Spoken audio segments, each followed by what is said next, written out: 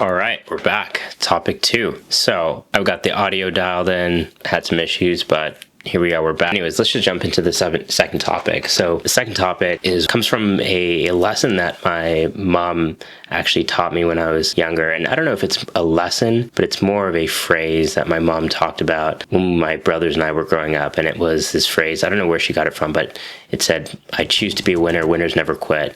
I remember this is something that is a phrase that my mom repeated often growing up. And it's something that stuck at the back of my head all throughout university or college if you're in the States. And it's something that really kept me motivated to keep going anytime things got hard.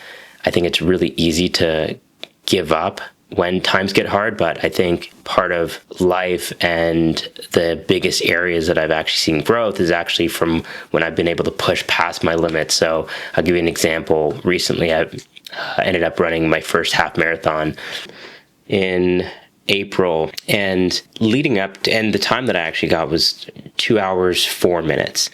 And I want to walk you through how I actually got there. And so, okay, we're back with a quick little sidebar. I know the times that I'm talking about when I'm talking about running this half marathon and this 5K is not impressive by any standards, but it's impressive for me. And so just wanted to call that out in case there are any runners here that are listening to my time and saying, wow, I can do that way faster. This is just a personal reference. Anyways, that's it. Back in December, I had decided that I wanted to beat one of my 5K records. And the reason why I decided that I wanted to beat it is because I remember, I think this was either late 2023 or early 2024. I'd come into work and I ended up setting a 5K PB. And it was the fastest that I've ever run a 5K. When I finished it, I felt there was no way that I can ever go any faster than that. And I ended up telling my teammates at work this story.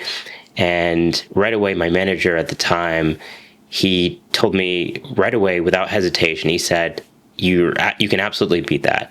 And at the time, I didn't really believe it, but every time I ran after that, I kept that at the back of my head, and it actually helped motivate me to push me that much further, to run a little bit faster, to train a little bit harder.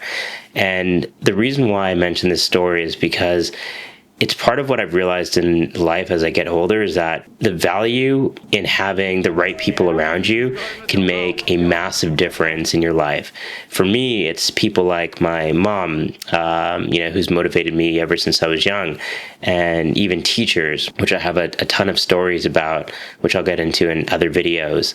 But the message that I want to talk about, or at least pass on here, is if you find yourself going through a hard time, I think the value in being able to, surround yourself with the right people that uplift you when you're down can have a massive positive impact in your life. And I think when I think back to that moment, my manager easily could have said, "Oh yeah, great job," and just left it there and said, "Yeah, that sounds like it's really hard." But I think just those motivating words really pushed me to get me on my journey to ended up doing this half marathon, which I never thought was possible. And the way I actually got there was just small baby steps.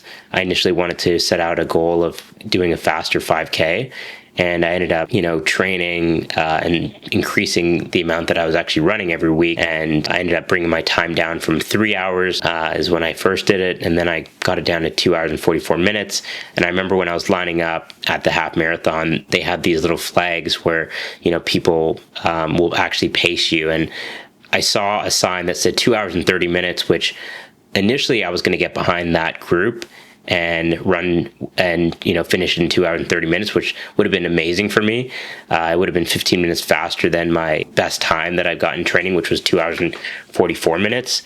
But right at the last minute, something told me to actually go and push myself a little bit further. And so I ended up going with the group that had a sign that said 2 hours and 5 minutes to finish it in. And I just said, okay, let me just start off by running it and seeing how far I can actually go. And every minute that went by, it felt like I was dying, but I just pushed myself that much further. And I guess the message I want to leave behind for you, without talking about that too much, is just you can probably do a lot more than you think you can. And I think being able to surround yourself with the right people, as I mentioned now 3 times, can really make a massive impact on your life. And so, oh, and while I have you, I would love to hear any stories you have about something that you did in the comments below, about something that you did that you didn't think was possible, but you were able to push past your limits, and maybe you had someone that was supporting you or encouraging you along the way.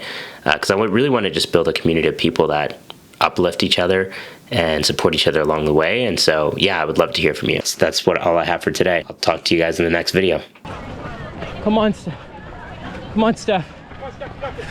Let's go. Thank you, bro. Yo, bro. Hey, we're all in this together. Let's go. You too, bro. Good run.